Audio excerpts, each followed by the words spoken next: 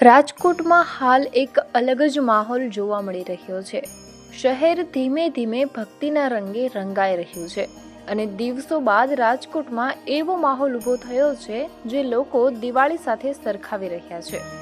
27 ડિસેમ્બરથી racecourse ground ખાતે શરૂ થયેલી શ્રી હનુમાન ચાલીસા યુવા કથા માત્ર એક ધાર્મિક કાર્યક્રમ નહીં, પરંતુ સંસ્કૃતિ, શ્રદ્ધા અને યુવાન ઉર્જાનો અદ્ભુત સંગમ બની રહી છે।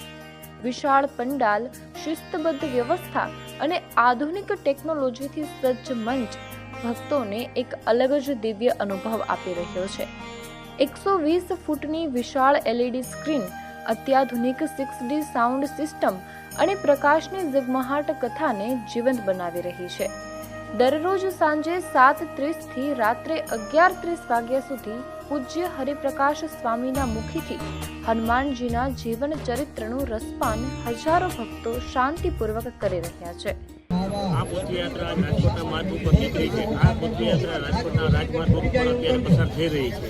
આ પદયાત્રાની અંદર હાથી, ઘોડા, બગીઓ, વિન્ટેજ કાર અને બહેનો દ્વારા 551 પોથીનું પૂજન કરી અને આ પદયાત્રા તે પોતે લઈ રાજકોટના રાજમાર્ગ ઉપર અત્યારે નીકળી છે। અત્યારે હાથી છે, બગી છે, ઘોડા છે, વિન્ટેજ કાર છે અને સાથે સાથે આપણે આની અંદર એક ઘોડી નૃત્ય પણ કરવાનું આયોજન કરેલું છે। આપ જોઈ શકો છો, હું જે બોલું એના કરતાં આપ પોતે જ જોઈ શકો છો કે આની અંદર કેટલા હજારો માણસો જોડાયેલા। આજ રોજ બપોરે વિરાણી હાઈસ્કૂલ મેદાનથી નીકળેલી 551 પોથી સાથેની ભવ્ય પોથી યાત્રા શહેર માટે યાદગાર બની રહી।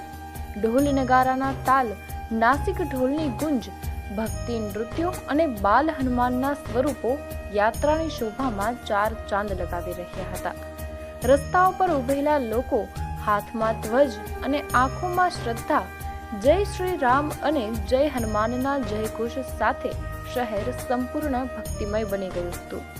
2 જાન્યુઆરીના રોજ હનુમાન દાદાને મહાઅનુટ ધરવામાં આવશે, જેમાં શહેરના લોકો પોતાના ઘરેથી વાનગીઓ તૈયાર કરી દાદાને અર્પણ કરશે। 5 લાખથી વધુ ભક્તોને પ્રસાદ વિતરણની વ્યવસ્થા પણ કરવામાં આવી છે।